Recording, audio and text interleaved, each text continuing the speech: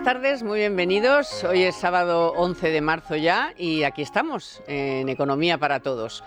Hoy tenemos que hablarle de esa reforma, lo digo con rintintín porque, bueno, reforma, no tiene nada de reforma, pero bueno, del sistema de pensiones que dice Escrivá que ya lo ha consultado, acordado, que a Bruselas le ha debido encantar o algo parecido, también a Podemos, esos retoques que ha hecho en el sistema público de pensiones, que les recuerdo que tiene una deuda acumulada de 100.000 millones de euros y que no da de sí. O sea, en cuanto ya se empiecen a jubilar en bloque, nos empecemos a jubilar en bloque los boomers, pues vamos, o sea, se van a enterar de lo que es cobrar pensiones. Pero bueno, dice que ya lo tenía, los empresarios por supuesto han puesto el grito en el cielo. ¿Por qué? Pues porque al final no hay ningún recorte de gasto, es más, puede que cueste más de lo que teníamos y sin embargo pues eso se va a pagar en base a un aumento de las cotizaciones, es decir, penalizando el empleo, que se supone que es lo que necesitamos, más gente cotizando.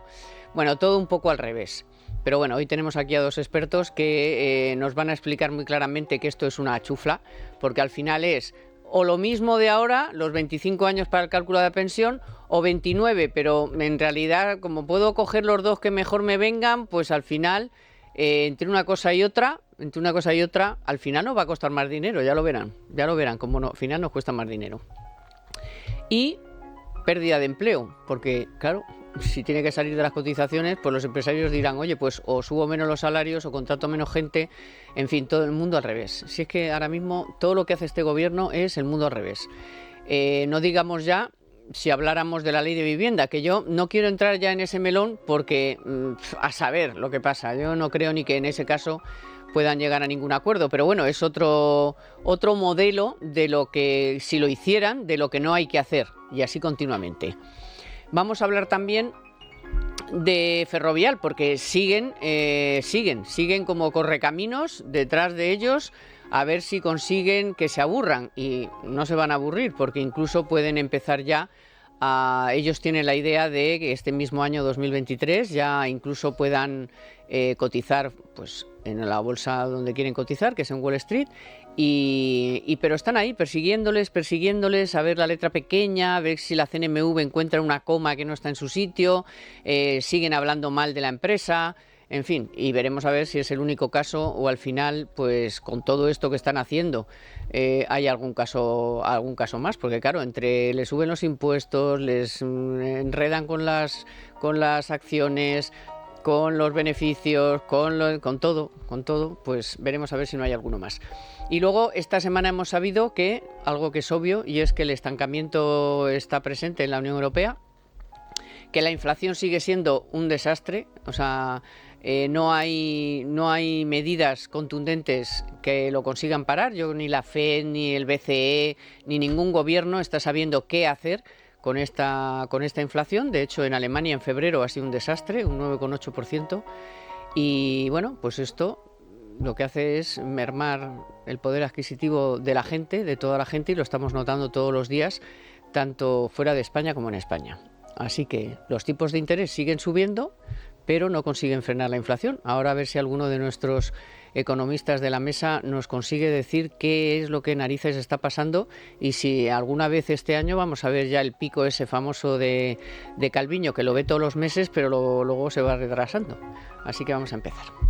Aquí está muy bien Víctor, porque es que nos toman por tontos todos los días, pero claro, algún día pues ya los tontos también se hartan, ¿eh? Los tontos también tenemos un límite y hasta aquí hemos llegado. Y ese día pues será el 29 de mayo y el subsiguiente. Pero bueno, eso lo dejamos para otro momento. Vamos al asunto del sistema público de pensiones, que de Escrivá, después de que voy, que vengo, que voy, de soltar globos sonda, de hacer que parece que está haciendo cosas, porque lo que ha presentado hoy lo tenía que haber hecho antes de que acabara el año pasado. ¿Por qué? Porque es uno de los hitos esos que la Unión Europea tiene que recibir y estar conforme para soltar dinero, en este caso otros 10.000 millones. Y según Escrivá, dice que Bruselas ha dado el ok, a ver si es verdad. porque yo ya no me fío nada de lo que dicen estos tíos. Pero bueno, la realidad es que parece Domingo Soriano, muy buenas, y Diego Sánchez de la Cruz, muy buenas, que por fin lo hemos recuperado, que ya le echábamos de menos hace mucho tiempo. Y yo a vosotros. Que dice que ha presentado una cosa que tiene pactada con Podemos, con nadie más, y que al final no es que sea neutro, como nos dijo un día Escrivá, es que más que neutro nos va a costar dinero. Y además nos va a costar dinero y nos va a costar empleo. Aumenta bastante, alucinante. Aumenta bastante el gasto. Aumenta el gasto porque el periodo de cómputo no lo amplía de forma generalizada, sino que lo que hace es permitir que elijas, con lo cual a aquellos a los que les favorezca pues elegirán la opción, y además es lógico que más les convenga, si me lo pone. Con lo cual va a subir, y el resto todo pues está aquí. Cobertura, tengo el documento que estaba mandando el Ministerio, cobertura de lagunas, reducción de la brecha de género, mejora de las pensiones mínimas, todas son de incremento del gasto. Entonces en realidad no es una reforma de las pensiones, ¿eh? Yo esto creo que es lo primero que deberíamos aclarar. No hay un cambio sustancial en lo que es el modelo de las prestaciones. Lo que es un aumento, se disparan los impuestos. Eso es lo que tenemos. No estamos diciendo, ¿no? ¿Cómo es la reforma de las pensiones? Este gobierno ha decidido no reformar las pensiones, y precisamente porque no quiere tocar las pensiones, que yo entiendo que es una medida dura, porque hablamos de reformas y es mentira. Las reformas son siempre recortes. Entonces, este gobierno ha decidido no reformar las pensiones,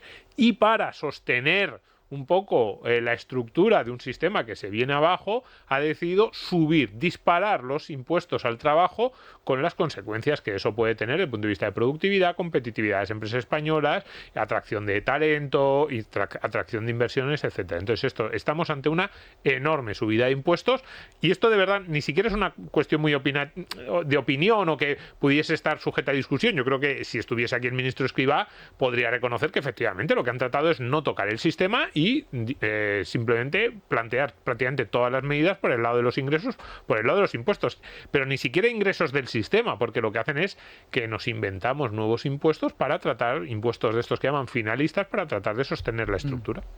Bueno, impuestos finalistas que en cualquier caso no existen. Es mentira, no existen los impuestos finalistas. Claro, es decir, siempre se usa ya esa trampa retórica, ¿no? Es decir, voy a subir el impuesto A para financiar B, pero esto no existe ni en la legislación española ni en la práctica política española, porque, por poner un ejemplo muy rápidamente, los impuestos que se nos cobran al uso del automóvil y de los hidrocarburos, que a priori deben servir para mantener nuestras carreteras y demás, tienen una tasa de repercusión de no sé si es 1 a 20, es decir, de cada 20 euros recaudados creo que solo 1 se está revirtiendo en ello. Pues con esto pasará probablemente algo parecido. Pero lo más interesante es que, como dice Domingo, cuando tú lees... bueno, es verdad que la palabra reforma ya dejó de significar algo mínimamente serio hace tiempo, porque ahora mismo ya cualquier modificación de cualquier norma, impuesto, tributo se llama reforma, dando a entender que se está transformando un modelo o una forma de legislar o de entender una realidad económica, cosa que no es así. Reformas ha habido pocas en los tiempos recientes. Reformas ni siquiera ha sido lo que ha hecho Yolanda Díaz con el mercado de trabajo. Eso no fue una contrarreforma, eso fue ni una reforma ni una contrarreforma, fue una reclasificación de parados, un maquillaje como hemos descubierto y ahora veremos efectivamente ahora. Y algún cambio más, no es nada más que eso, ¿no? Y entonces en este caso las pensiones, pues claro, el titular al principio, por ejemplo, ayer cuando sale esto a la luz, me contactaron ya enseguida varios medios a pedirme opiniones y cerrar entrevistas y demás. Y yo no estaba enterado no había leído el adelanto que publicó El País y demás, y digo, pero qué reforma, qué ha pasado aquí. Entonces claro, te pones a leer y la primera conclusión a la que llegas, como dice Domingo, es que más allá de aumentar los impuestos y propiciar nuevos aumentos del gasto, aquí de reforma no hay absolutamente nada. Entonces, si tenemos un sistema que ya está pagando unas pensiones que en promedio son un 20% más generosas de lo que nos podemos permitir, y a ese fuego le vas a echar más gasolina, por un lado deprimiendo la creación de empleo, que es de lo que se alimentan los ingresos del sistema a base de subir cotizaciones, y por otro lado elevando más aún el gasto y dando a entender la idea de que escojas una variable u otra siempre irá a favor de más gasto, pues lo que tienes es que teníamos un problema y ese problema se va a ir agravando. Y resulta curioso que el ministro más orgulloso y que más se quiere a sí mismo, el más presumido de sus supuestos credenciales de seriedad y de rigor, es el que va a dejar la seguridad social tiritando. Entonces, si esto eran los expertos, pues prefiero a los inexpertos, la verdad. Pero ¿cómo sois? Porque es que claro, es que vamos a ver, es que no habéis tenido en cuenta lo que este gobierno piensa de para qué sirve la pensión de los abuelos. Si es que nos lo ha dicho la señora ministra de Hacienda, ¿por qué la pensión de los abuelos tiene que ser una pensión en condiciones? Unas pensiones que es el dinero, el salario mejor repartido que pueden tener las familias, porque los abuelos, las abuelas no quieren las pensiones para ellos. Las pensiones son ayuda al pago de la luz del hijo que no puede pagar la luz. Las pensiones es ayuda a ir al supermercado para comprarle las 5 cosas que no puede comprar tu hija o que considera un lujo tu hija. Las pensiones es la ayuda que le dan a nuestros jóvenes para que puedan los fines de semana salir nuestros abuelos, nuestras abuelas, o se puedan comprar las zapatillas de deporte. Ese es el salario mejor repartido que pueda haber en una economía familiar, además de ser justicia para todos aquellos que levantaron este país y que dignamente hay que reconocerle una vejez tranquila, sin sobresalto. Pero vamos a ver, si es una vejez tranquila, ¿cómo van a estar comprándole al niño las zapatillas al nieto, la cesta de la compra al hijo, la hipoteca a la suegra, a la cuñada? O sea, pero por favor, de verdad, es que esto es lo de que nos toman por idiotas, pero ellos mismos, de verdad, o sea, bueno, es que lo de María Jesús Montero es para hacer un libro, o sea, ella cree que está diciendo algo positivo y cuando lo analizas dices, ¿se habrá dado cuenta de las burradas que ha dicho? O sea, es el salario más repartido. Es el salario más repartido porque es ayuda al hijo, ayuda a la nuera, ayuda al nieto. ¿Y entonces de qué come el abuelo? A ver, en realidad es una declaración muy, muy sincera de cómo conciben ellos el modelo y del tipo de sociedad y de país hacia el que aspiramos. Eso es. Aquí podríamos entrar en la segunda parte. ¿Pero ¿no? tú crees que es consciente? Yo creo que no sabe lo que ha dicho. Yo creo que en parte sí. Yo creo que esta mujer no sabe lo que ha dicho. Yo creo que es el modelo en el que al que ellos aspiran. Es decir, luego hablaremos de la parte de Bruselas, ¿no? Pero cuando Bruselas, ¿por qué parece que ha dado el ok a esto? Y lo digo con muchas comillas. Yo creo que lo ha dado y yo creo que no va a poner demasiados problemas, pero cuidado, o sea, habría que poner una salvaguardia. Es que este ministro, aparte de todo lo que ha dicho, digo que es cierto, también ha cambiado de versión muchas veces. Es decir, no parece que esta va a ser más o menos definitiva, pero a mí no me extrañaría que luego hubiese algún cambio respecto a lo anunciado. Dicho esto, si esto se concreta y esto realmente es el final, podemos pensar, ¿Bruselas ha dado lo que ya esto? Pues claro que sí. Bruselas le ha dicho al gobierno español, tú ponme un papel que diga que las cuentas van a cuadrar, que vas a reducir el déficit. Y el gobierno le ha puesto esto. Claro, es un papel que dice que vas a cuadrar las cuentas destrozando actividad productiva, generando una economía dependiente, una economía que no va a generar crecimiento, una economía muchísimo más estancada, incapaz de atraer inversiones o profesiones trabajadores de alta cualificación. Es decir, pero ¿y por qué lo vemos nosotros si no hay ningún funcionario en la Unión Europea la que va a soltar 10.000 millones? El funcionario también lo ve. El funcionario pero ve ¿cómo lo va a ver? Si es subir las cotizaciones, pues es menos empleo. El funcionario ve esto y dice, España ha decidido ser Grecia. Oye, pues una elección política. ¿Quién lo ha decidido? Oye, el gobierno que han elegido los españoles. Y le doy dinero para que siga siendo Grecia. Ha decidido que quiere ser. No, que le dé dinero, no. Dice que ha decidido que va a ser un país. Lleva 20 años estancado. España es un país que lleva 20 años de estancamiento económico, en el que no ha crecido la renta per cápita en los últimos 20 años. Miremos cómo estábamos hace 20 años respecto a los países del este y cómo estamos ahora. Nos han adelantado todos por la derecha. Los países del norte de Europa. Entonces, llevamos 20 años así, hemos elegido un gobierno que habla como la señora Montero, que dice, no, pues lo que tenemos que tener es un país en el que le damos un subsidio a uno de la familia y él lo reparte. No, ese es el modelo. Ese es el modelo que hemos escogido, pues en Bruselas dicen, no, pues ahí lo tenéis para vosotros. No sé si es un lapsus o es un reconocimiento explícito en cualquier caso de una forma de exaltar una manera de entender la economía, como aquella conferencia en la que también Íñigo Errejón hablaba de una forma de entender el dinero público, ¿no? Pero ese sabía mejor lo que decía. Bien. Yo creo que aquí, bueno, para empezar, características que le atribuye María Jesús, otra que tal baila, no, María Jesús Montero a las pensiones son similares al supermercado de Nadia Calviño, ¿no? Es en el que también los precios bajan y la armonía económica es total y absoluta. Y desde el punto de vista de la perspectiva de la Comisión Europea hace ya mucho tiempo que bajó los brazos. Es decir, hubo algún intento de hacer cumplir algunas normas de ortodoxia fiscal, pero es que eso se agotó hace 10 años. Solo en el momento en el que Grecia llevó la situación al extremo se apretó un poquito la situación, básicamente, entre otras cosas, porque Grecia se fue a la quiebra, no por otra cuestión. Entonces, desde entonces, prima ese análisis de, bueno, dame algo que yo pueda presentar, dame un papel, dame un estudio que tenga un membrete de un gobierno que dice que se pueden elevar estos ingresos sin ningún coste aparente y de esa forma se equilibran con los gastos. Que por otro lado también es verdad que es un problema habitual en la ciencia económica que manejan y la forma en la que la plantean los gobiernos. Es decir, el cálculo estático de pensar que tú puedes poner un impuesto o cambiar una regulación y se va a producir sola y exclusivamente el efecto positivo que tú crees que se va a derivar de ello. Nadie va a hacer ningún movimiento. Claro. Entonces, esa forma de pensar en la economía solo ha cambiado en la época moderna, en los años 80, en los cuales con aquellos autores como Arthur Laffer, la Escuela de Chicago, de Friedman y demás, se hablaba un poco de los incentivos y de cómo bajando un impuesto la gente trabajará más o poniendo un subsidio la gente trabajará menos. Había una reflexión sobre cuál podía ser las consecuencias no esperadas de las políticas económicas.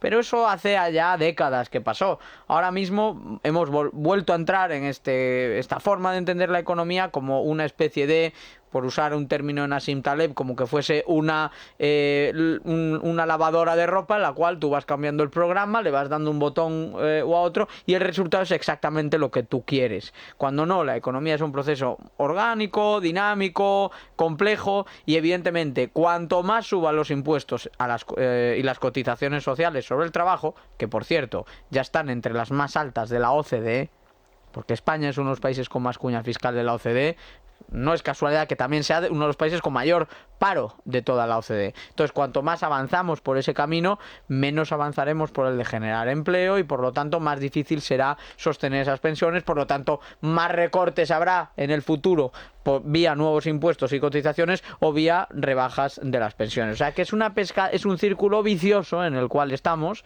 porque seguimos sin... ¿Te acuerdas que hubo un tiempo en el que sí se habló de sustituir cotizaciones sociales por IVA y generar incentivos un poco más favorables a crear empleo y recaudar a base de generar actividad, no matar la creación de empleo y recaudar a base de... Ni me acuerdo. Pues de aquello ya es que no queda nada de eso. El debate económico es pobrísimo ahora mismo. Bueno, podría ser escéptica, y lo voy a ser, con el siguiente comentario que tiene que ver también con esto, y es que parece ser que la Unión Europea ahora ya ha llegado a la conclusión de que en el 24 hay que empezar a pensar en volver a las reglas fiscales. La risa de Domingo es segura y la de Diego también. Pero bueno, vamos con el Día del Padre, que es más bonito por lo menos.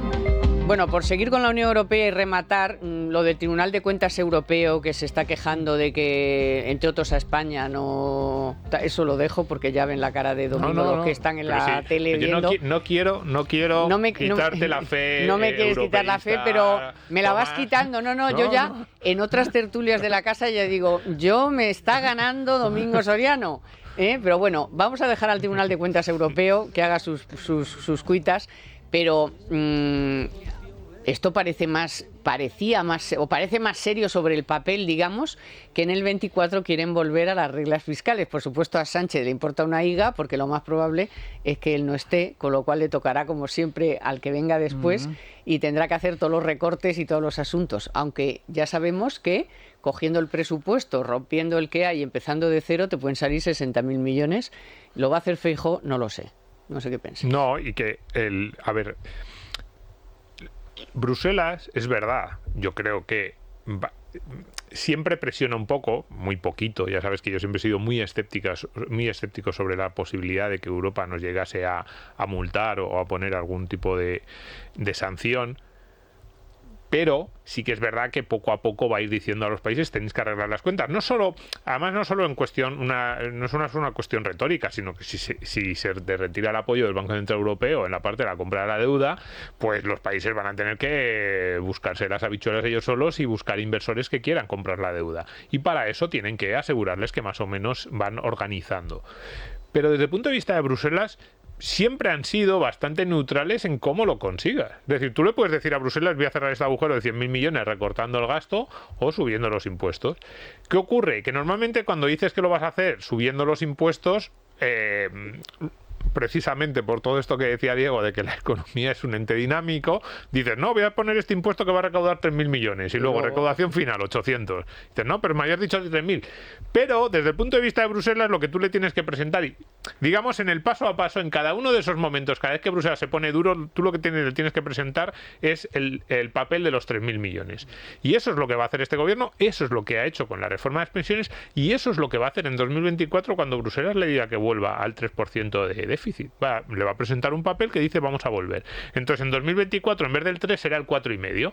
Y Juana o su hermana. Clara. Y entonces el gobierno que esté dirá, no hombre, el 4,5 es que se nos han fallado algunas previsiones de crecimiento. No, pero en 2025 ya va a ser el 3. Y entonces en vez del 3 será en 3,7. Eso sí crecemos, y está creciendo la economía. Y Bruselas seguirá tirándonos así de la oreja. No, pero que os habéis dicho el 3%. Y en 2026 seguiremos igual. Entonces, llegará un momento en el que, pero no por Bruselas, sino por lo que le pasó a Grecia, no fue Bruselas. Lo que le pasó a Grecia es que no conseguía colocar la deuda en los mercados. En que hubo un momento en que la gente dijo, no, dejo de comprar deuda de Grecia. Y entonces Bruselas lo que le dijo a Grecia es, ya no te sostengo más. Ya no te apoyo más, ahora ya búscate la vida. Grecia no pudo, entonces llegó a ese momento de chantaje con la Unión Europea. No, la Unión Europea no aceptó del todo el chantaje, aunque en parte sí, cuidado que Grecia no tuvo que hacer los ajustes que hubiera tenido que hacer probablemente, Europa le apoyó y al final lo que hizo Grecia fue pues un poquito de todo, recortó las pensiones una barbaridad, un 40%, pero el modelo no lo cambió. O sea, Bruselas no llegó a Grecia. Tú miras ahora a Grecia y dices, ¿qué pasa? ¿Que es la nueva Irlanda? ¿Que es que Grecia ahora es un país atractivo para las inversiones? ¿Que por lo menos aquella crisis le ha servido para despegar? No, Grecia sigue exactamente igual. Entonces Bruselas lo que hizo fue, venga, 4 hachazos aquí en las pensiones, en los funcionarios, en 2 o 3 sitios más, me apruebas 3 leyes para generar un poquito más de seguridad jurídica y me pones orden. Y a partir de ahí, que dentro de 20 años vas a seguir siendo un país estancado, que vas a mirar a los países del este de los que tú eras más rico, Grecia, que esos países del este, como si estuvieran en otro planeta, pues tú mismo, tú lo has decidido, eso es lo que tienes. Ya. Pues Bruselas con nosotros va a hacer exactamente lo mismo. Te voy a añadir otro datito, y es que no hay que olvidar que de julio al el segundo semestre de este año, España está en la presidencia de la Unión Europea. Entonces tenemos pendiente el informe de Hohlmeier de el Tribunal de Cuentas, sino la Comisión del Parlamento que mira las cuentas, el aviso del Tribunal de Cuentas a la Comisión Europea de que no está mirando como debe, sobre todo a España. Es que España está ahora mismo tal. Luego, que vamos a hablar también de lo de Ferrovial y esto de empezar ya a organizar las cuentas. ¿No son demasiadas cosas que se le pueden juntar en este semestre? ¿O crees que eso...? Bueno, la verdad es que esa presidencia rotatoria de la Unión Europea es un cargo simbólico, pensado para repartir un poco la representatividad de la Unión Europea y demás. Realmente no tiene prácticamente ninguna importancia. Al país que le toca se suele poner una camiseta de algún tema que le interesa, del que se hable a nivel europeo. Como está claro que en nuestro caso no va a ser la estabilidad presupuestaria y demás, pues no, tampoco lo vamos a aprovechar para eso. Y nada, pues se colgará ahí algunas medallas y le servirá de pre-campaña para las generales, pero bueno, sin más, ¿no? O para un puestecillo, ¿no? Sí, bueno, no podemos descartarlo, ¿no? En su tesis doctoral el señor Sánchez hablaba de cómo el aplicar regulaciones y una fiscalidad poco atractiva puede incentivar la salida de empresas dentro del mercado común, ¿no? Entonces entiendo que lo que está pasando con Ferrovial y lo que puede seguir pasando no debería sorprenderle si es que hizo la tesis. Es que le sorprende porque no la hizo. Bueno, ahí ya sospecho que quizá la dijo y no se la leyó o no la entendió bien. Me conformaría con que se lo hubiera leído. Quedó claro que ni la hizo ni la leyó. Claro. Entonces, bueno, partiendo de esa base. Yo creo que eso ya está demostrado. Llamamos a algún becario del Ministerio de Industria de aquellos está años. Demostrado. Como aquello se afirmó ante los medios de comunicación que habían hecho la tesis los becarios del Ministerio de Industria. Y nadie lo negó. Y nadie lo negó. No, yo lo doy por hecho porque se afirmó y no se negó. Pues ya está. Eso está ahí. Entonces, y luego, por hablar de la cuestión de la deuda en otros términos, es verdad que de la deuda también puedes salir a base de crecimiento. Es decir, si tú pones las cuentas, no te digo ya equilibradas, ya sabemos que sobran 60.000 millones de gasto improductivo, etcétera. Ya no te digo equilibradas, sino que contienes un poquito la hemorragia, pero lo acompañas con un entorno favorecedor del crecimiento, con reformas favorecedoras del crecimiento, tú puedes conseguir una reducción importante, además de la deuda y del déficit, no por el lado del numerador, porque el gasto va a seguir siendo muy elevado, pero sí por el denominador, porque al final estamos comparando siempre gasto, PIB, deuda, PIB, déficit, PIB. Si el PIB aumenta, pues tú consigues, como dicen en inglés, grow out of debt, o sea, crecer de la deuda, conseguir salirte de la deuda a base de crecimiento. Entonces, este gobierno no solo es que no está reduciendo el gasto, reduciendo el déficit o reduciendo la deuda, es que tampoco está aumentando el crecimiento. Y esa es la otra variable a la que nos podríamos aferrar para conseguir estabilizar un poco la situación. ¿Por qué, por ejemplo, a Francia nunca le ha terminado de estallar en las narices una situación fiscal que no es para tirar cohetes? Porque crecen, no mucho, pero crecen. El problema es que España, durante toda la presidencia de Pedro Sánchez, no va a crecer absolutamente nada. El tamaño de la economía en 2019 y el tamaño de la economía en 2024 va a ser exactamente el mismo. Entonces, como no hay crecimiento, menos aún ya reformas, pero es que, insisto, como no hay crecimiento, se vuelve total y absolutamente imposible cumplir con las reglas, que además no van a ser las reglas, van a ser las reglas light de unas reglas que ya de por sí no se cumplían. O sea que si las reglas de estabilidad se las ha saltado a la torera media Unión Europea, porque yo no sé si ha habido más de 115 incumplimientos, creo, del Pacto de Estabilidad y Crecimiento, las reglas de Maastricht, como lo queramos llamar. Imagínate ahora que se van a hacer objetivos asimétricos y a medida y teniendo en cuenta el ciclo económico y demás. Es decir, abandonemos toda esperanza, y esto solo un gobierno convencido de ello puede tomar medidas, y debería, porque el coste de financiarse ya se ha encarecido en 7.000 millones al ritmo actual con la ni siquiera tan elevada subida de intereses, ya son 7.000 millones de euros más, pero esto o sale de nosotros o no va a venir Bruselas a nos dar algún toque y ya está. Guárdatelo para después, que vamos con Banco Santander a hablar del plan circular, porque nos quedan todavía muchos temas. Venga. Verán, Plan Circular es un programa de Banco Santander que realiza a través de la Fundación Universia para apoyar a jóvenes estudiantes. Miren, la diversidad de una sociedad es lo que la hace rica, además de ser, por supuesto, una muestra de su capacidad para progresar. De ahí que sea prioritario y necesario apostar por la igualdad de oportunidades como vía para mejorar la vida de todas las personas, pero sobre todo las personas con alguna discapacidad o en situación de vulnerabilidad. Aunque ya se ha avanzado bastante en este camino, bueno, pues todavía hay muchas cosas que hacer. Y es aquí donde entran en juego las iniciativas de las grandes organizaciones y empresas. Banco Santander, por ejemplo, lleva años haciéndolo a través de Fundación Universia, que centra su actividad en mejorar la empleabilidad desde una perspectiva de diversidad y equidad. Para ello cuenta con distintas iniciativas y programas, entre los que se encuentra del que hablamos hoy, el Plan Circular, cuya tercera edición ya está en marcha. Y con esta iniciativa se invierte en la formación de los estudiantes para cuando encuentren un trabajo puedan devolver esa ayuda que se les ha dado en forma de préstamo y así poder ayudar a otros estudiantes. ¿Qué mejor que conocer de primera mano cómo funciona, qué se consigue? Pues es tener una conversación con la persona que vamos a tener, que ya está con nosotros, que es Estefanía Giraldo, que es beneficiaria del Plan Circular y que actualmente trabaja en una consultoría de recursos humanos. Buenas tardes, Estefanía. Hola, buenas tardes. Buenas tardes, muy bienvenida a Economía para Todos. Queríamos que nos contaras cómo conociste esta iniciativa de Fundación Universia, de Banco Santander. Bueno, pues en mi caso fue porque yo estaba mirando hacer un bootcamp, que es un programa intensivo para profesiones digitales, en este caso de marketing digital, y haciendo la entrevista para acceder a los bootcamps, me dijeron que había la opción de acceder con el plan Universia si los resultados eran buenos. Y para acceder a este programa... Perdona. Sí. Dime.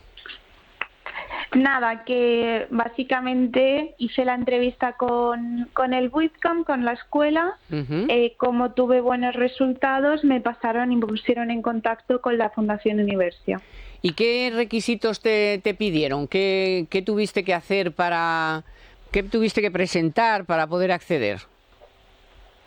Bueno, realmente tuve que hacer un examen, pero esto por parte de la escuela, una entrevista personal,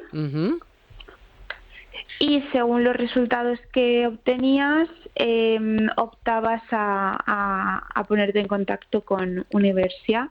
Desde Universia lo único que me pidieron fueron mis datos, pues normales de DNI, ¿no? De datos de contacto, sin más. Bueno, y Estefanía, una vez que lo conseguiste, ¿qué tipo de ayuda te ofreció este plan circular de Banco Santander, que como hemos dicho está ya en su 3ª edición? Sí, pues una vez que conseguí acceder al plan Universia, me hicieron, bueno, para acceder a la beca, digamos, te tienen que hacer una entrevista personal con los del plan Universia. Sí, pero entonces, la ayuda que te ofrece es una beca, que ¿en qué consiste la beca? Básicamente te pagan tus estudios y cuando encuentres un empleo de mínimo 18.000 euros anuales, entonces empiezas a pagar una cuota, un porcentaje de tu sueldo. Y todo sin intereses ni nada. O sea, no es un préstamo, sino que te dejan... Te dejan el dinero a coste cero. A coste cero. Sí, tú tienes que devolver estrictamente lo que te han dado. Sin mayor coste. Exacto. ¿En cuánto tiempo? Bueno, pues esto depende de tus ingresos. Te quitan una cuota, por ejemplo, si, no sé, un 10% creo que es. O un poco más dependiendo de lo que tú tengas de ingresos. Entonces, básicamente si ganas 1.000 al mes, pues son 100 euros al mes. Y así hasta que liquides hasta que cubres los plazos que tienes. Eso es. Sí, tienes 60 plazos como máximo. Y aparte de esta ayuda, Banco Santander, ¿cómo te guía? ¿En qué más cosas te lleva de la mano? Bueno, pues en mi caso siempre se han ofrecido siempre a contactar con ellos cuando necesitase algo. Al salir de los estudios también están siempre muy pendientes de ti, de cuál es tu situación laboral. Otra cosa que es muy buena es que si no estás trabajando, pues no tienes que pagarlo. Es decir, o si encuentras un trabajo que es de menos de 18.000 euros, tampoco. Entonces, viendo que Banco Santander te ayuda, te lleva de la mano, si no ganas suficiente no te cobra el dinero de la beca, y si sí es poco y lo puedes pagar, desde luego, ¿se lo recomendarías a otras personas o lo has hecho ya? Sí, por supuesto. O sea, es una ayuda increíble que si ya has invertido en educación o no tienes la capacidad económica de pagar un máster o un bootcamp, que la verdad no son baratos, te asegura que puedas estudiar y que puedas integrarte en el mundo laboral, cambiar de trabajo a uno mejor. Muy bien, Estefanía, pues muchísimas gracias por habernos contado tu experiencia en este plan circular de Banco Santander. Muchas gracias y mucha suerte, que tengas mucha suerte en el futuro. Gracias. Gracias por compartir con nosotros este ratito. Y claro, si la economía apenas crece, si el empleo es más del que nos dicen, y todo el mundo lo sabe porque lo ve en su casa, ¿qué pasa con la confianza del consumidor? Pues que ha bajado en febrero, claro, respecto al mes anterior. Lo ha hecho nada menos que en 1,4 puntos, y eso se debe pues tanto a la caída de las expectativas como a la peor valoración de los consumidores respecto a la situación económica actual. La confianza del consumidor, esta bajada de febrero, es verdad que se produce después de algunos meses de ascensos. Es una encuesta elaborada por el CIS que refleja un aumento de los temores por la inflación, por un incremento de las expectativas sobre futuras subidas de tipos de interés y, por supuesto, por una pésima percepción sobre la situación actual de la economía española. Y de esto quería yo hablar con vosotros, porque llevamos ya 2 años prácticamente con inflación. Llevamos 3 años desde la pandemia, antes de la pandemia, que no conseguimos crecer para superar los niveles de la prepandemia. Nos han vendido la reforma laboral y resulta que, claro, lo que tenemos son 500.000 parados más. De hecho, ayer vi un dato que, bueno, igual lo hemos estado dando, pero como de tanto, es que 8 de cada 10 empleos nuevos en el último año son fijos discontinuos. Fijo discontinuo no es ninguna maldad. Es una persona que puede trabajar una semana, después de estar un mes en casa mano sobre mano, tener 5 contratos al mes, estar en el paro y cobrarlo, pero no figurar en las listas del paro. O sea, que no pasa nada. Si, bueno, pues tienes un contrato fijo discontinuo, pero que no nos vendan que es un contrato que no tiene nada que ver con la temporalidad o que no tiene nada que ver con que la persona pueda tener una vida ordenada y unas expectativas claras, ¿no? Mire usted, o sea, si yo no sé a la semana que viene si voy a trabajar o no, ¿qué hago en casa? Con la mano sobre mano, o sea, bueno, total. Que el caso es que la inflación sigue campando a sus anchas, la economía europea está estancada, y no vemos que los que tienen que buscar una solución lo estén solucionando. O sea, el Banco Central Europeo sube los tipos, la FED sube los tipos, y resulta que la inflación sigue ahí y sigue en nuestras vidas. Y en el caso de Alemania, perdón que antes he dicho 9,8 en febrero, 9,3, me da igual. O sea, son unas cifras de inflación que dices, pero, o sea, y eso que los alemanes se ponían muy nerviosos con la inflación, pues están con tasas del 8 y 9% ya mucho tiempo.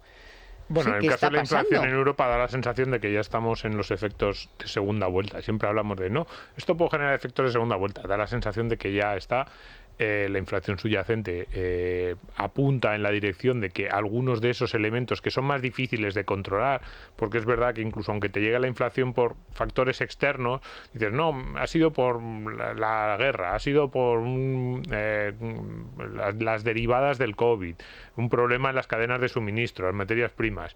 Siempre decimos, no, Codicia empresarial. Claro, ¿no? Sí, bueno, sí, eso sí. también. Eso Ahora gobierno. hablaremos de la codicia. Pero en lo que sí que es verdad, ¿no? A veces puedes pensar, es por esto, bien, bueno, sean las causas que sean, siempre los expertos te dicen, no, pero el problema es que se consolide, que se empiecen a generar esos efectos de segunda vuelta. Y esa es la subyacente. Inflación que llama inflación. Los precios suben porque han subido en el pasado, entonces se reclaman aumentos salariales, las empresas tienen que subir sus precios porque tienen que asumir unos costes y eso mismo genera una rueda de subsiguiente inflación. Pues esa dinámica es la que da la sensación en la que ya estamos entrando en Europa. Las pocas cifras buenas que podía haber finales del año pasado con muy comienzos de este ya no están ahí y efectivamente eso desde el punto de vista de medidas da la sensación de que ya no estamos en la posibilidad, ya no estamos en una situación en la que sea posible contener esto con medidas normales o pensar que las medidas del Banco Central Europeo que en unos meses las va a poder revertir. La sensación que da en Europa, en Estados Unidos, pero en Europa, que es lo que nos toca, es que va a haber que mantener las subidas de tipos, probablemente incluso incrementarlas y durante más tiempo del que se ha dicho hasta ahora, y eso va a afectar especialmente a las economías con problemas de crecimiento y con problemas de deuda, y nosotros ahí estamos los primeros. Bueno, ya el gobernador del Banco de España ya ha dicho que el Euribor puede llegar al 4,5, o sea, la subida de las hipotecas. O sea, que no lo ha dicho cualquiera, Bueno, que hará sus cálculos. Es que ya está en torno al 4. Claro, O sea, tampoco es muy difícil pensar que pueda llegar al 4,5. En clave de política monetaria, yo en general siempre me he definido como seguidor de las ideas de Milton Friedman y del monetarismo, que en parte, para empezar, lo que hacen es recuperar la teoría cuantitativa del dinero, que es una teoría de la cual son en parte pioneros los autores de la Escuela de Salamanca española, ¿no? Y que nos recordaron cómo a un mismo volumen de producción de bienes y servicios, la inyección de mucho más dinero sobre esa misma base de actividad productiva tiende a generar un aumento generalizado en los precios. Que suban los precios de la energía no es inflación, es un fenómeno de subida de los precios en la energía, como puede haber un fenómeno de bajada de los precios en las aplicaciones tecnológicas, como efectivamente ha sucedido. Hay muchos bienes que se han abaratado y otros que se han encarecido a lo largo de los últimos años, y eso es normal. Ahora, cuando la subida es generalizada de los precios, eso ya te está diciendo que hay un problema con la institución del dinero. El problema que tenemos es que hemos absorbido mucho dinero de creación total y absolutamente nueva, es decir, hemos permitido que el Banco Central Europeo le dé a la manivela y genere literalmente una compra en esencia artificial de unos, redondeando las cifras, 250.000 millones de euros de actividad económica. Como España sigue produciendo al nivel de 2019, pero ha inyectado esos 250.000 millones de euros que no hemos generado ni vía ahorro ni vía inversión, sino con dinero de nueva creación, la única forma de ajustar la economía española es efectivamente empobrecernos en un monto real equivalente a 250.000 millones de euros. Pero mucho de ese dinero no ha sido gasto público, o sea, que el gasto público está presionando muchísimo. Efectivamente. Por eso, claro. La correa transmisora del dinero de nueva creación del Banco Central Europeo es única y exclusivamente esa compra de deuda española a tipo cero que ha estado negociando el Banco Central Europeo. Y por lo tanto, si en España hemos inyectado artificialmente 250.000, redondando las cifras, millones de euros a lo largo de los últimos años, la única forma de superar la crisis de inflación, la única dieta que te permite volver a equilibrar la producción con la institución del dinero, es aquella que te permita tener un empobrecimiento equivalente a ese dopaje que tienes en la economía española, que es de 250.000 millones de euros. Bien, ¿cuántos son 250.000 millones de euros en una economía de nuestro tamaño y de nuestro peso? Pues no llega al 20%, 18, 19%, ¿verdad? Un poco a ojo por el tamaño de la economía española. Bien, ¿cuánto llevamos acumulado de inflación? Aproximadamente un 14%, ¿no? Esa es la subida acumulada de precios que ha habido en los 2 últimos años. En general, en la lista de la compra y en otras cosas ya hablamos del 30, del 60, en algunas categorías de alimentos. Bien, ¿qué nos queda por lo tanto? Por lo menos un año más de travesía en el desierto y luego ya veremos. Y en la medida en la que sigamos generando déficit y inflando la actividad económica, pues se seguirán dando esos desajustes. Entonces, no es la codicia empresarial, porque los empresarios siempre serán igual de codiciosos o no. No es la guerra, porque la inflación ya estaba por las nubes antes de que Putin disparase una sola bala dentro de su execrable campaña en Ucrania. No son los cuellos de botella, porque desbarajustes ha habido las cadenas de suministro siempre, y cuando no ha sido con la leche ha sido con los envíos a domicilio, cuando no ha sido las huelgas del transporte ha sido cualquier otra variable. No, es un fenómeno monetario. La inyección artificial de dinero que hemos tenido en España ronda, por lo tanto, el 20% de nuestra producción económica, y hasta que no nos hayamos empobrecido en términos reales en un 20%, en España no habremos terminado con el problema de inflación. Entonces hay inflación para todo este año 2023 y en 2024 podemos empezar a levantar un poco la cabeza, pero claro, la levantamos con un empobrecimiento equivalente a echar para atrás la capacidad adquisitiva de los españoles por el monto de volver 6-7 años atrás. Pero es decir, un empobrecimiento brutal, Carmen. Ya, pero la solución no debería ser solo subir los tipos de interés, sino también que el gobierno ajustara su presupuesto. A ver, sí. Igual que lo están ajustando los ciudadanos, que no nos queda más remedio que, pues en vez de comprar verdura fresca, pues comprar congelado, o no tomar verdura, o no tomar carne, o no tomar pescado. Sí, no. Es decir, el gobierno tiene que ajustarse, evidentemente. Lo que han hecho los gobiernos, y en el caso del que nos toca a nosotros, en el gobierno español, en este último año y medio, 2 años después de la pandemia, ha sido alimentar esas causas que podían ser externas o esas razones que no les puedes atribuir, aunque yo estoy con Diego en que el Banco Central Europeo llevaba una década jugándosela, digamos, calentando. Claro, haciendo que las posibilidades de que esto ocurriera estuviesen ahí. Pero paréntesis, la economía estaba creciendo. Y entonces la circulación de dinero, aunque estaba por encima del ritmo de crecimiento de la economía, te permitía que la inflación estuviese Y porque los bancos lo relativamente estaban baja. almacenando en el balance. Entonces, la clave ha sido la pandemia. En la pandemia han inyectado tanto dinero con una economía totalmente parada que ahí es donde se ha generado el desajuste, porque tienes la misma producción de antes y el Estado O menos. que más o menos, de hecho, ahora mismo menos, a fecha de hoy por menos, eso. pero el Estado gastando a puertas e inyectando esos 250.000 millones de euros, ¡pum!, de golpe en una economía que está estancada. Entonces, ese aumento artificial de la demanda lo vas a pagar con el empobrecimiento relativo. Y a grupos que no lo tenían que haber, que no lo tenían que Sobre haber todo recibido. los que menos tienen, efectivamente. No, los no, más pero se lo golpeados. estabas dando a todos. O sea, porque Pero lo de ahí, la respecto gasolina. a las soluciones, los gobiernos se tienen que ajustar. Los gobiernos no solo no han ayudado, sino que han empeorado esta situación. Pero tampoco, o sea, no nos hagamos trampas al solitario, en el sentido de que el Banco Central Europeo va a tener que tomar medidas, o sea, Más serias. Claro. Ya no más serias, va a tener que seguir el ritmo de lo que lleva haciendo los últimos 9, 6, 8, 9 meses y va a tener que hacerlo durante más tiempo. Es decir, incluso aunque todos los gobiernos de la eurozona mañana se vuelvan fiscalmente ultra responsables y empiecen a hacer todo tipo de medidas de contención del gasto, ajustes, incluso medidas de impulso del crecimiento económico y de flexibilización y dinamismo de las economías, que tampoco parece que ese sea el No, caso, no pero veo, incluso no les aunque veo. lo hagan, el Banco Central Europeo va a tener que lo digo por ¿Y la gente qué que pueda tipos has estar dicho- pensando, a ver qué si me tipos puedo has librar. dicho, No Carmen? nos vamos a ¿Qué librar de los tipos has niveles. dicho a qué podrían llegar? Perdón. Hernández de Cos ha dicho el Euribor que se va a poner en el 4,5, pero Sí, en no, un PIB se plus. queda corto porque lo normal sería emparejarlo en la medida de lo posible con la evolución de la inflación subyacente. Siempre ha sido un poco la regla monetarista Pues al moderna 7 de y pico. referencia, ha sido eso, que si la inflación la tienes en el 6-7, que los tipos estén por lo menos No, en la el subyacente 6, está por encima del 7. Bueno, a nivel europeo me refiero, no en España. En España Bueno, ya pero estamos,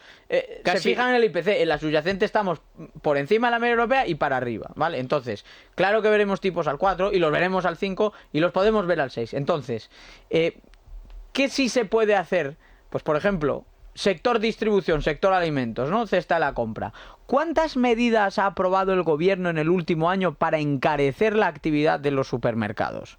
Desde obligarlos a tener una zona de despachar alimentos a granel, a nuevos cambios en los sistemas de etiquetado, plástico. a nuevas exigencias de carga y descarga, a nuevas regulaciones fiscales que crean un impuesto sobre determinados plásticos. ¿Cuántas ha aprobado el gobierno? Bueno, según la cuenta que lleva la patronal de las grandes superficies, ANGED, son más de 25 las que se han aprobado por parte del gobierno de Pedro Sánchez.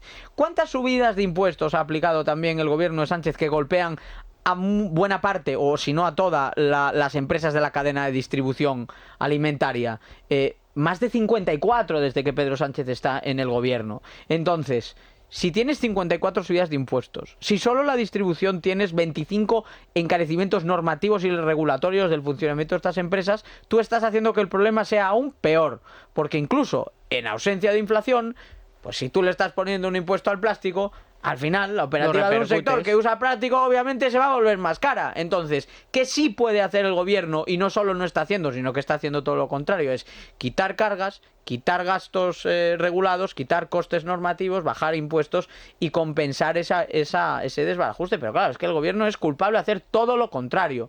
Y en el último estudio que publicamos en el Instituto de Estudios Económicos, lo que encontramos es que, uno, el comercio español tiene una de las peores regulaciones de Europa, y dos, de los 7 puntos de inflación que hay ahora, al menos 3 se deben directamente al sobrecoste regulatorio que tienen las empresas españolas. Y eso explica cuántos comercios cierran cada día en este país. Sí, o sea, por cierto, estaba decenas, mirando decenas. por lo que decía Diego, porque pueda pensar siempre esto, no, es que la mala suerte, no, los factores externos.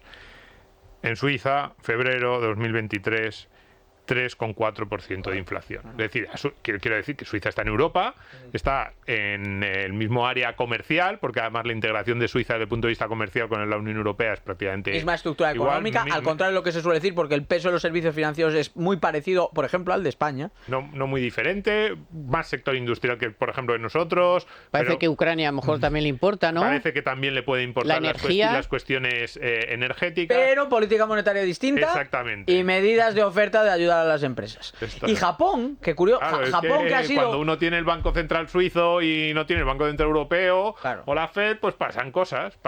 Claro, si eres el país más estable en los últimos 150 años y sigues siéndolo, pues algo será. realmente por algo Correcto. será. Y Japón es otra prueba del algodón para este tema. ¿Y quién nos iba a decir que Japón iba a ser ejemplo de nada después de los De últimos 20 años de estancamiento? De estancamiento y política monetaria desastrosa. Pero Japón no ha hecho grandes estímulos monetarios y Japón, junto con Suiza, es uno de los contrafactuales que demuestran claramente que no estamos condenados en absoluto a tener un problema de inflación. ¿Cuándo lo tienes? Cuando tienes combinado, 1, un marco de política económica que te estanca tu economía y 2, una política monetaria que te la inunda de liquidez. Claro, si yo produzco menos que en 2019, pero estoy echándole a la manivela para meter artificialmente decenas de miles de millones de euros que no capto vía ahorro, que no capto vía inversión, sino imprimiendo dinero en nueva creación, lo único que puede ocurrir se llama inflación. Y de la inflación solo se puede salir replegando eso, que es lo que está haciendo el Banco Central Europeo, y más que vas a tener que seguir replegando, y rectificando la política Tarde y mal, pero económica. bueno. Que no, tarde y mal. Por ejemplo, en Tarde y mal y Estados con Unidos... mucho miedo. O sea, da la sensación de que ahora Es- mismo los banqueros ay, centrales... ay.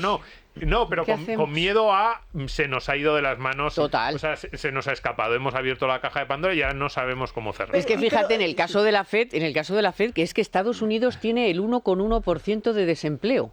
Es que, O sea, es que hay es muchos que- datos que te apuntan a que hay economías como la americana que siguen sobre recalentadas. Claro, y que le entonces van a tener dice- que meter un tajo Y el otro día- a lo el otro Volcker. Y entonces están, ay, es que le van no a tener sé, que meter un vamos a tajo a lo ver. Volcker al Por final. ejemplo, en Estados Unidos la Reserva Federal sí ha tenido un comportamiento un poquito más responsable con la situación. Un poco antes, Porque nada más, ¿eh? empezó a retirar estímulos antes, empezó a subir tipos antes. Pero no le ha Y funcionado. ya está diciendo abiertamente, porque el otro día comparecía en el Senado Jerome Powell y cuestionaba esta lideresa de la izquierda más radical estadounidense, Elizabeth Warren, ¿no? Famosa, a veces la llaman Pocahontas, ¿no? Porque ella decía, le gustaba acogerse a un supuesta antepasados Sí. indígenas, Indio, ¿no? Para dárselas de también minoría oprimida, Es ¿no? más blanca que Bueno, pues nosotros, ya, pero bueno. pues Para Pocahontas que quede Warren, claro. ¿no? Pocahontas Warren le decía a Jerome Powell, ¿usted está dispuesto a seguir subiendo tipos hasta el punto de que se destruya empleo? Y Jerome Powell el otro día lo reconocía ya en su comparecencia parlamentaria. Sí, porque el coste para la economía estadounidense de seguir manteniendo sobrecalentar la economía y artificialmente el empleo está siendo un empobrecimiento brutal. Entonces hasta los propios pirómanos allí empiezan a darse cuenta de que hay que ir sacando la manguera y replegando velas. Aquí vamos mucho más lentos y por eso vamos a sufrirlo más tiempo. Y con una economía infinitamente más dinámica que la nuestra. Que claro, digamos, la Fed siempre tiene más capacidad de todo, porque uno tiene la moneda de reserva y dos, tiene una economía ultradinámica. Entonces, cuando tú tienes a Estados Unidos miles de emprendedores, miles de empresarios Todos los días. ideando nacen, cosas... Pleno empleo que te permite Claro. subir salarios y Eso. compensar parte de pleno la empleo, inflación. uno con uno. Cuando tú tienes eso, puedes hacer un poco más el cafre, digamos, desde el punto de vista político y desde el punto de vista monetario, porque es que tienes yo digo siempre, un tráiler. Tienes el gobierno y las políticas son como la piedra, el lastre que arrastramos todos. Entonces, claro, tú dices, la piedra que arrastra el gobierno de Estados Unidos es similar a la piedra que arrastra la piedra que arrastran los ciudadanos españoles es similar a la piedra que arrastran los ciudadanos americanos. Sí, que la piedra es el gobierno. El problema es lo que va adelante. Nosotros te llevamos un 600 y claro, y los ellos un ciudadanos tráiler americanos de llevan esos un tráiler que se lo arrastran un todo. camión de esos de... Puedes hacer a veces, es que puede ser un poco cafre en el gobierno americano y en la Reserva Federal porque tienes muchísima potencia. El problema de Europa es que como tampoco impulsamos políticas de crecimiento, en el momento en que nos equivocamos dos veces, y nos hemos equivocado mucho, y en España Bueno, más... y ahora en pues, serio, tenéis un minuto cada uno porque en esta línea mía de que Sánchez es el chino este que va con los platos de un lado para otro, creía cuidado con estas que quizá, sí, un chino con los platos. Claro, es que no sé, sois muy jóvenes y no os Sí, acordáis. no, yo sí me acuerdo del No os chino, no, acordáis pero que del esto... chino Gran con los circo platos. chino, dices, el número este de... No, el número de ir detrás de Las cada... apelaciones étnicas detrás habrá de que cada tomarlas plato. siempre con mucho cuidado. Eso es su cariñoso para los chinos. Bueno, el caso es que Ferrovial parecía que algunos decían, bueno, pues es otro plato chino que se han sacado como cortina de humo porque meterse con los empresarios está muy bien y tal. Pero veo que no aflojan mucho. No aflojan, o sea, no son realmente conscientes todavía del daño que les va a producir eso. El otro día contaba Vara que estuvo hablando con gente de exteriores y que no veas las cancillerías españolas horrorizadas llamando como locos a exteriores a ver de qué iban, ¿no? O sea, es muy preocupante. Venga, tenéis nada, un poquito Yo es cada una uno. empresa a la que le tengo Una mucho frase. cariño porque he trabajado allí 3 años de Sí, mi vida. claro.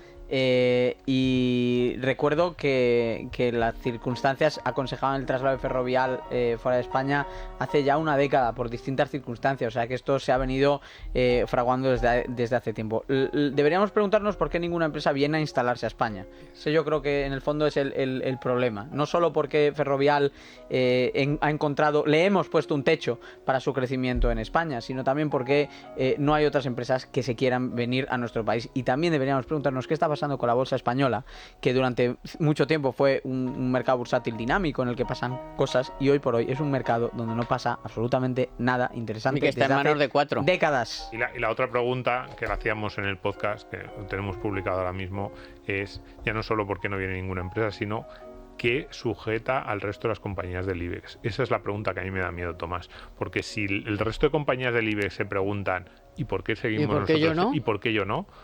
Para muchas de ellas la respuesta puede ser exactamente la Que misma. sí también. Bueno, pues Dios no lo quiera, porque lo que necesitamos son más empresas y que nuestras empresas sean más grandes, pero estos se han empeñado en llamarles codiciosos, llamarles de todo y No echarlos. pagarles a los Echarlos. inversores de Subirles los renovables. impuestos a Echarlos, los trabajadores muy echarlos. cualificados. Bueno, que se me Nextera se fue, revuelven. E.ON se fue. Víctor Sarromán en los mandos técnicos, Naya Pertusa en la producción. Gracias, compañeros de Libertad Digital Televisión. Muchísimas gracias a todos ustedes. Ya saben que nada, en unos minutitos nos pueden ver en Libertad Digital Televisión. Gracias a todos por estar ahí, que disfruten de este soleado fin de semana. No te digo ya los que vayan a la playa, por Valencia, por Málaga, 30 grados, madre mía, qué envidia. Nosotros seguimos aquí trabajando para ustedes y el próximo sábado aquí de nuevo. Economía para todos con Carmen Tomás.